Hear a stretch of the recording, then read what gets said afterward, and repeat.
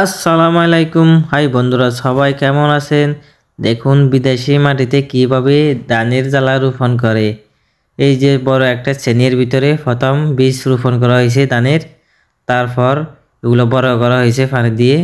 দেখুন এখন রোপণ করার জন্য খেতে নিয়ে চলে আসলো ছোট্ট একটা মেশিনের সাহায্যে। দেখুন কিভাবে শ্রেণী থেকে লাইনে লাইনে বের হয়ে এমনকি রোপণ মাটিতে গাঁথানো হচ্ছে ছোট্ট একটা মেশিনের সাহায্যে। এটা ইঞ্জিল ছাড়া, এটা মানুষের হাতের সাহায্যে চলে। অসাধারণ দেখছেন। যারা বিদেশে কাজ করে কৃষি এলাকায় তারা জানে কিভাবে বিদেশি বাড়িতে চাষবাস করে।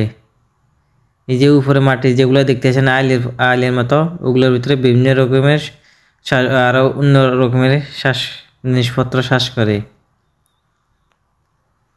তো ভিডিওটা ভালো লাগলে শেয়ার করে দিবেন।